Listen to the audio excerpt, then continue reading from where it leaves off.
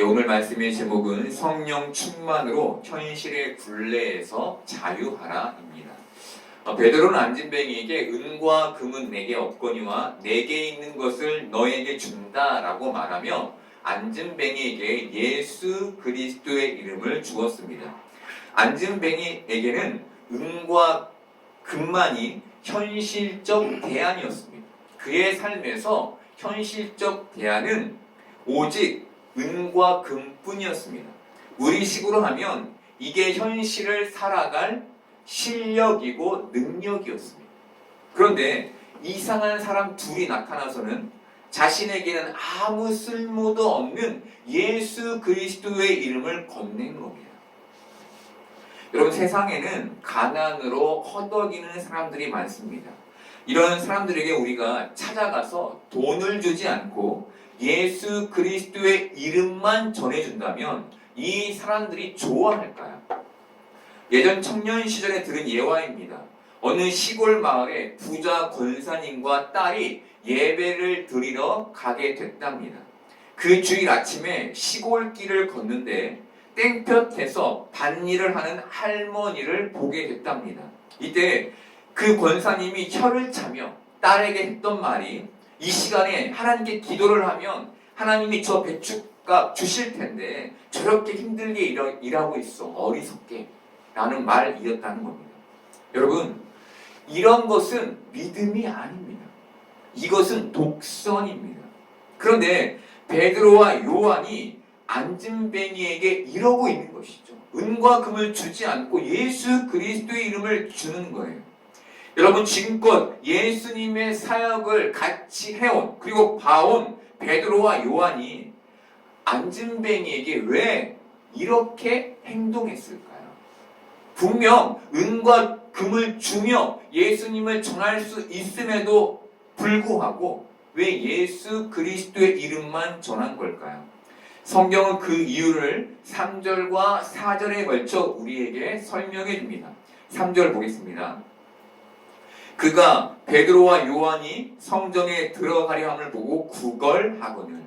이 말씀에서 구걸이라고 번역된 헬라어는 엘레 모시네인데 자비, 동정, 긍휼을 뜻합니다. 안진뱅이는 베드로와 요한을 바라보며 자신을 긍휼히 여겨달라고 애원한 것이죠. 애원한 겁니다. 그리고 성경은 이때의 베드로와 요한의 반응을 이렇게 기록합니다. 4절 보겠습니다. 베드로가 요한과 더불어 주목하여 이르되 우리를 보라 하니.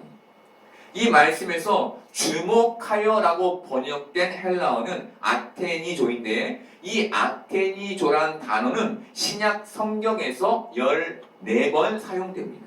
그런데 14번 모두 하나님의 영광과 관계될 때에 사용됩니다. 하나님의 영광.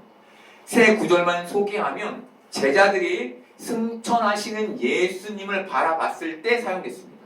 그리고 바울이 모세가 시내산에서 십계명 돌판을 하나님께 받아 내려왔을 때 그의 얼굴의 광채를 설명하며 사용했습니다. 그리고 바울이 공회를 바라보며 그 안에 있는 믿는 자들에게 설교할 때 사용했습니다. 즉, 베드로와 요한이 안진뱅이를 아테니조, 주목했다는 것은 그냥 바라본 게 아니라 하나님의 영광의 기대가 가득한 채 바라봤다는 의미입니다. 요한과 베드로 안에 하나님의 영광이 가득한 채, 그래서 그 기대함으로 안진뱅이를 바라보는 것이죠. 여러분, 이것이 우리에게 주는 통찰은 베드로와 요한이 안진뱅이를 하나님의 영광의 기대가 가득한 채 볼 수 있었던 이유입니다.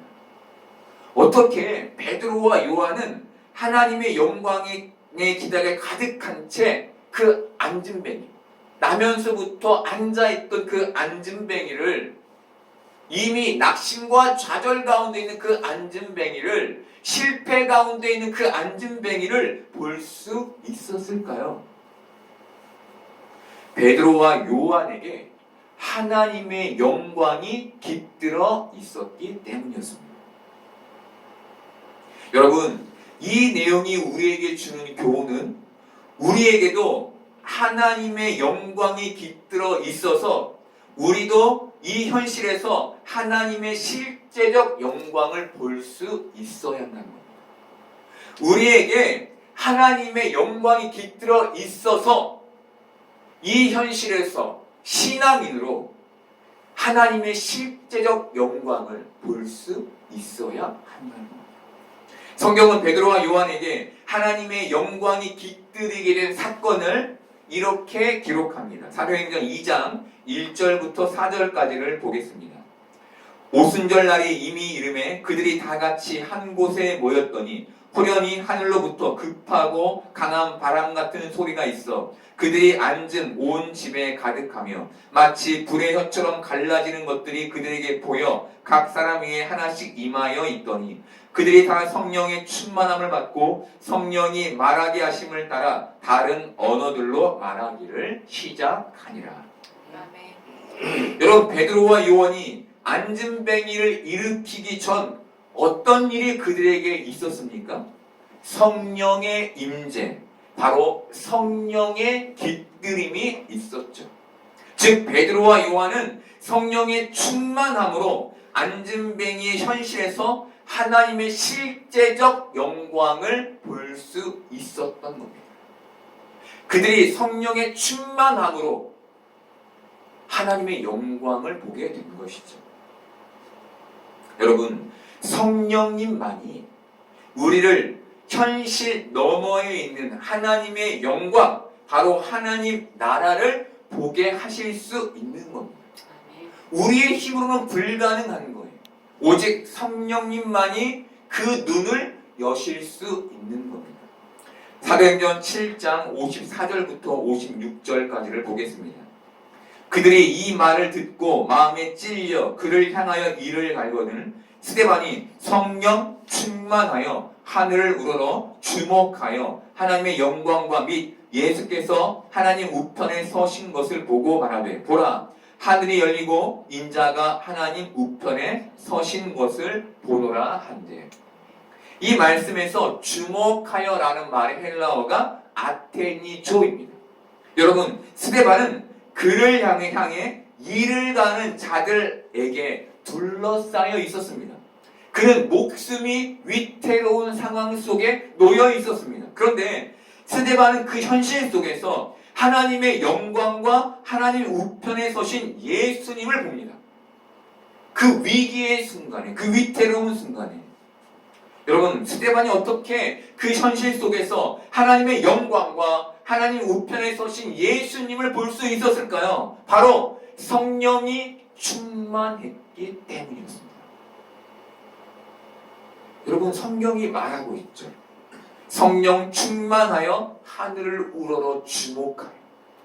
오직 성령님만이 이 현실 너머에 있는 하나님의 영광, 하나님의 나라를 보게 하는 겁니다. 여러분, 스데반이 성령이 충만하지 않았다면 어땠을까요? 그는 하나님의 영광과 하나님 우편에 서 계신 예수님을 보지 못한 채 이 현실의 죽음의 위협 속에서 그저 그들의 눈치만 보고 있었을 겁니다. 어떻게 하면 좋지?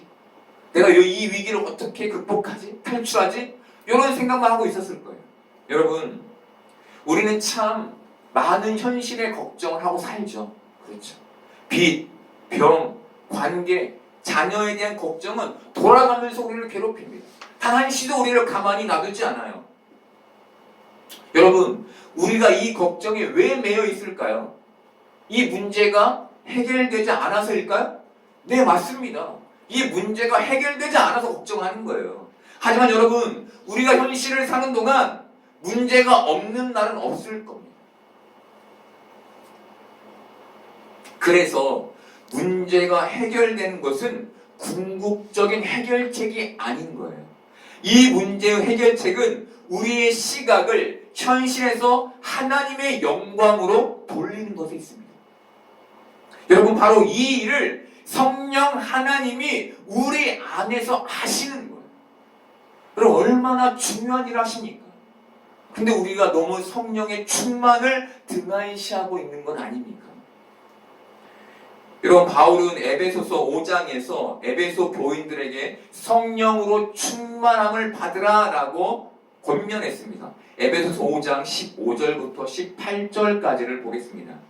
그러니 너희가 어떻게 행할지를 자세히 주의하여 지혜 없는 자 같이 하지 말고 오직 지혜 있는 자 같이 하여 세월을 아끼라. 때가 악하니라. 그러므로 어리석은 자가 되지 말고 오직 주의 뜻이 무엇인가 이해하라. 술 취하지 말라. 이는 방탕한 것이니 오직 성령으로 충만함을 받으라.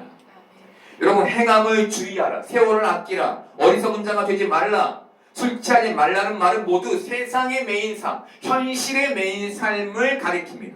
그리고 바울은 이 말을 한 후에 성령의 충만함을 받으라고 말해요. 여러분, 바울이 어떤 말을 해주는 걸까요? 세상의 매인 삶, 이 현실의 문제 매인 삶에서 벗어날 수 있는 방법은 성령의 충만함을 받는 것밖에 없다는 걸 말해주는 거죠. 성령의 충만함만이 세상의 강력한 힘, 바로 우리를 현실에 빠뜨려 세상에 얽매여 살게 하는 그 굴레의 힘, 바로 그것으로부터 벗어나게 하실 수 있는 겁니다. 오직 성령님만. 여러분, 그런데 세상의 힘에서 벗어났는데, 세상의 굴레에서 벗어났는데 우리에게 갈 데가 없다면, 그 이후에 우리를 이끌어줄 존재가 없다면, 우리가 의지할 존재가 없다면 우리는 어떻게 될까요? 다시 원래의 자리로 돌아가게 되겠죠. 그래서 성경은 우리가 갈 곳, 바로 하나님 나라를 성령님을 통해서만 볼 수 있음을 우리에게 말해주는 겁니다. 너희가 성령님을 통해야만 하나님을 알고 하나님을 경험하고 하나님 나라를 볼 수 있어. 이 현실 너머에 계신 그 얘기를 우리에게 해주는 겁니다. 너희가 도덕적으로 여기에서 벗어나고 싶지? 그런데 너희가 갈 곳이 없으면, 너희가 의지할 존재가 없으면 너희 다시 이 자리에 돌아오게 될 거야. 근데 성령님만이 너희를 그곳을 알게 하고 보게 해. 그 얘기를 해주는 것이죠. 여러분, 성령 충만함으로만 현실 너머에 있는 하나님 나라가 담고 있는 하나님의 영광에 주목할 수 있는 겁니다. 다른 말에 성령이 충만한 자만이 이 현실에서 자유함을 누릴 수 있게 되는 것이죠. 예수님은 자기를 믿는 유대인들에게 진리를 알지니 진리가 너희를 자유롭게 하리라 라고 말씀해 주셨습니다. 안진뱅이는 베드로와 요한이 전한 진리이신 나사렛 예수 그리스도의 이름으로 일어나 걸음으로 은과 금의 현실에 매여있던 삶에서, 걷지 못하던 삶에서 자유롭게 됐습니다. 제자들은 승천하시는 예수님을 보며 이 땅으로부터 자유롭게 됐습니다. 스데반은 하나님 우편에 서신 진리이신 예수님을 보며 죽음의 위협 속에서 자유롭게 됐습니다. 이렇듯 이들은 진리이신 예수 그리스도로 인하여 하나님의 영광을 보며 현실에 갇힌 시각과 생각 그리고 삶에서 자유를 얻게 됐습니다. 여러분, 성령이 충만하면 현실의 문제를 덮어두며 살게 된다는 말이 아닙니다. 현실을 무시하는 게 성령 충만한 모습이라고 말하는 것도 아닙니다. 성령님으로만 현실에서 하나님의 영광을 볼 수 있고 이것으로 우리가 자유함을 얻을 수 있음을 말하는 겁니다. 다시 말해, 우리 삶의 문제가 여전히 우리에게 존재하지만 그 너머의 삶을 알기에, 그 너머의 삶을 성령님을 통해 분명하고 명확하게 보기에 거기에서 자유한, 그 현실의 문제에서 자유하게 된다는 것이죠. 여러분, 이런 특별한 삶은 이 현실의 불행 속에서도 성령의 충만함으로 하나님의 영광을 보는 자만이 갖게 되는 특별함인 겁니다. 그렇다면 우리는 어떻게 성령의 충만함을 받을 수 있을까요? 에베소서에서 바울이 사용한 충만함을 받으라 라는 말의 헬라어는 플레루스게인데 이 단어는 가득 채우다, 넘치게 하다라는 뜻의 플레로의 현재 수동태형입니다. 많이 어렵죠? 예, 제가 이걸 설명할 수밖에 없는 이유는 아주 중요하기 때문이에요. 현재 수동태형이란 이 단어의 현재형과 수동태형이 합쳐져 있다는 의미입니다. 현재형은 지속되는 상황을 의미하고 수동태형은 주체가 자신이 아닌 것을 의미합니다. 즉, 성령님은 우리의 삶에서 계속해서 채워져야 하는 분이며 성령님은 하나님에 의해 채워지시는 분이라는 것이죠. 바울은 성령의 충만함은 바로 우리의 삶에서 하나님이 계속 채워지는 것, 그렇게 하나님이 우리의 삶에 계속 성령님을 부어주시는 것에 의해 받을 수 있다라고 말해 주는 겁니다. 여러분, 많은 사람들이 성령님을 생각할 때 어떤 신령한 체험을 먼저 떠올립니다. 예를 들어 몸이 뜨거워진다든지 몸이 떨린다든지 감정이 고조되는 것을 생각합니다. 무당이 신내림을 받을 때 몸을 떠는 경련을 일으키는 것처럼 뭔가가 느껴져야 한다고 생각합니다. 그렇게 뭔가가 내려와 덮어 씌우는 것을 성령의 충만함으로 생각합니다. 그런데 이런 맥락으로 성령의 충만을 접근해서는 성령님을 이해할 수 없습니다. 왜냐하면 성령님은 이미 우리 안에 내주하고 계시기 때문입니다. 외부에서 끌어오는 분이 아니라 우리 안에 거하시는 분이신 거예요. 성령 충만은 성령님을 불러들여서 나를 충만하게 하는 게 아니라 이미 내 안에 계신 분이 우리 안에서 충만히 거하시며 일하시도록 하는 것인 거예요. 그래서 우리는 감정적이고 감각적인 성령 충만을 기대해서는 안 됩니다. 대신 하나님의 말씀이 우리 안에서 생명력 있게 우리를 이끌어가는 그 통치로 성령 충만을 기대해야 합니다. 바울은 에베소서 5장 18절부터 21절까지 해서 성령 충만의 결과를 이렇게 말합니다. 시와 찬송과 신령한 노래들로 서로 화답하며 너희의 마음으로 주께 노래하며 찬송하며 범사의 우리 주 예수 그리스도의 이름으로 항상 아버지 하나님께 감사하며 그리스도를 경외함으로 피차 복종하라. 그리고 골로새서 3장 16절에서 그리스도의 말씀 충만의 결과를 이렇게 기록합니다. 그리스도의 말씀이 너희 속에 풍성히 거하여 모든 지혜로 피차 가르치며 권면하고 시와 찬송과 신령한 노래를 부르며 감사하는 마음으로 하나님을 찬양하고, 에베소서에서는 성령 충만의 결과로 찬송, 감사, 피차 복종을 언급하고, 골로새서에서는 그리스도의 말씀의 풍성함의 결과로 찬송, 감사, 피차 복종을 언급합니다. 이 두 말씀은 다른 주체가 같은 결과를 만들어내는 것을 보여주며 그리스도의 말씀의 풍성함이 곧 성령 충만임을 우리에게 알려줍니다. 여러분, 우리는 성령 충만의 신비적인 것에 우리의 마음을 빼앗기지 않도록 주의하며, 왜? 세상이 그런 것을 추구하니까. 교회가 세상처럼 그런 신비적인 것을 추구하니까 그것에 뺏기지 않도록 주의하며 우리의 시선을 하나님의 말씀에 고정해야 하는 겁니다. 그래야 성령의 충만함을 받을 수 있는 것이죠. 그럼 다른 것은 없어요. 그렇다면 우리는 어떻게 성령의 충만함을 유지할 수 있을까요? 그것은 매일매일 하나님의 말씀을 듣고 읽고 배움으로 가능합니다. 듣고 읽고 배움으로. 변화되지 않는 그리스도인에 대한 어떤 교수님의 글을 읽게 됐습니다. 이분은 많은 성도들이 교회에서 말씀을 듣고 또 인터넷을 통해 유명한 목사님들의 수많은 설교를 듣고 있지만 그들의 생각과 삶은 변화가 없다고 지적했습니다. 그리고 그 이유를 그 마음에 하나님의 말씀이 남는 게 아니라 설교가 남기 때문이라고 진단했습니다.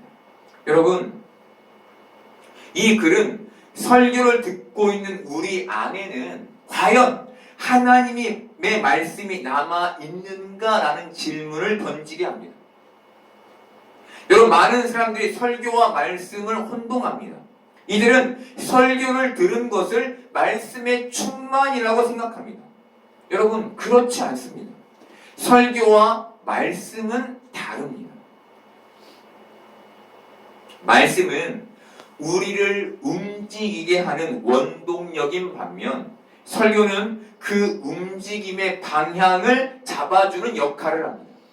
여러분, 움직일 때 방향이 필요하죠? 움직이지 않으면 방향이 필요 없습니다. 다시 얘기하면 우리 안에 말씀이 없으면 설교는 필요 없는 거예요.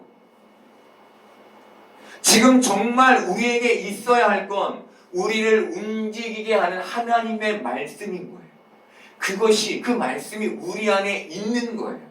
신명기 11장 18절 보겠습니다. 이러므로 너희는 나의 이 말을 너희 마음과 뜻에 두고 또 그것으로 너희 손목에 매어 기호를 삼고 너희 미간에 붙여 표를 삼으라. 여러분, 저는 교회에 온 성도들이 가져야 될 신앙의 자세가 바로 이 말씀에 있다고 생각합니다. 여러분, 우리는 언제 어디서건 하나님의 말씀을 이 안에 담고 있어야 하는 존재인 거예요. 하나님의 말씀을 담고 있을 때에만 성령의 충만함으로 영적 세계를 볼 수 있게 되는 거예요. 여러분, 아무리 이 자리에 나와도 설교를 들어도 예배를 드려도 여러분 마음에 말씀이 없으면 밖에 나가서 세상에 나가서 그 현실 속에서 하나님의 영적 세계를 볼 수 없는 겁니다. 그 눈이 띄질 않는 거예요. 왜? 여러분 안에 말씀이 없어서 성령의 충만함이 여러분 안에 있지 않기 때문입니다. 여러분은 말씀으로 살아가고 계십니까? 혹시 말씀이 아닌 신앙인이라는 느낌으로만 살고 계시지는 않습니까? 여러분, 말씀의 충만함으로 성령의 충만함에 이르는 여러분 되기를 바랍니다. 그래서 현실에서 하나님의 영광을 주목하게 되기를 바랍니다. 그렇게 현실의 굴레에서 벗어나 자유함을 얻는 여러분 되기를 바랍니다. 여러분, 이 팍팍한 현실에서 하나님의 영광을 보고 싶다면 우리가 가진 현실적 세계관을 벗어나야 합니다. 앞서 말씀드렸던 것처럼 현실에서 하나님의 영광을 보아야만 우리는 이 현실적 세계관에서 벗어날 수 있습니다. 그러려면 성령의 충만함이 필요한데 성령의 충만함은 말씀의 충만함으로만 얻을 수 있습니다. 그런데 성령의 충만함으로 현실의 굴레에서 벗어난 우리는 다른 문제에 부딪히게 됩니다. 이 문제는 우리가 인식할 수도 있고 인식하지 못할 수도 있는데 그것은 바로 신앙의 굴레에 갇히게 되는 겁니다. 신앙의 굴레에 갇혀 살던 대표적인 사람들이 바리새인들이었습니다. 여러분, 신앙의 굴레는 현실의 굴레와 달리 분별이 쉽지 않습니다. 왜냐하면 많은 사람들이 성령 충만이 곧 교회 생활에 열심히 일하는 등식을 가지고 있기 때문입니다. 여러분, 성령 충만은 신앙으로 보여지는 게 맞습니다. 성령이 충만하면 우리의 삶, 우리의 신앙으로 나타나야죠. 그게 성령 충만이 맞아요. 그런데 여기에서 우리가 보아야 할 것은 지금 신앙 안에 있는 여러분 자신이 기쁘고 즐거운가입니다. 지금 신앙 안에 있는 여러분이 자유한가입니다. 만약 교회에 오는 것과 교회에 헌신하는 것이 세상을 살아가는 것이 여러분에게 자유롭지 못하다면 여러분은 신앙의 굴레에 갇힌 겁니다. 출애굽기 21장 5, 6절 보겠습니다. 만일 종이 분명히 말하기를 내가 상전과 내 처자를 사랑하니 나가서 자유인이 되지 않겠노라 하면 상전이 그를 데리고 재판장에게로 갈 것이요 또 그를 문이나 문설주 앞으로 데리고 와서 그것에다가 송곳으로 그의 귀를 뚫을 것이라. 그는 종신토록 그 상전을 섬기리라. 여러분, 종은 영원히 주인의 종이 되기 위해 기꺼이 그의 귀를 뚫습니다. 종은 귀를 뚫기 전까지는 주인의 굴레에 있었습니다. 귀를 뚫기 전까지 종에게 주인의 굴레는 억압의 굴레였고 원하지 않는 굴레였습니다. 그런데 그가 귀를 뚫으며 그에게 주인은 더 이상 억압의 굴레가 아닌 자유의 굴레, 원함의 굴레로 바뀌게 됩니다. 여러분, 영원히 주인의 종이 되겠다는 종의 마음은 우리가 예수님을 영접한 것에 비유됩니다. 그리고 귀를 뚫는 것은 성령님의 임재에 비유됩니다. 에베소서 1장 13절 보겠습니다. 그 안에서 너희도 진리의 말씀 곧 너희의 구원의 복음을 듣고 그 안에서 또한 믿어 약속의 성령으로 인치심을 받았으니. 우리는 성령의 인치심, 성령의 임재를 갖게 됐죠. 귀를 뚫게 된 겁니다. 재판장이신 하나님이 우리의 귀를 뚫으신 거예요. 그리고 종이 더 이상 억압과 속박의 굴레가 아닌 섬김의 행함, 자유의 행함을 살게 된 것은 우리에게 성령의 충만함에 비유됩니다. 여러분, 종은 주인의 굴레를 벗어나지 않았지만 자유함을 얻었습니다.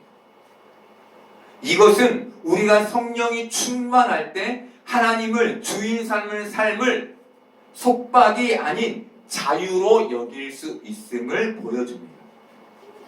여러분, 이 신앙의 자유 역시 성령의 충만함으로 이 현실에서 하나님의 영광을 보게 될 때 누리게 되는 것입니다. 이해가 되십니까? 우리가 신앙생활을 하고 있는데 이 신앙의 자유 역시 성령의 충만함 없이는 굴레가 돼버리는 거예요. 이 현실에서나 이 신앙에서나 모두 우리에게는 성령의 충만함이 필요한 겁니다.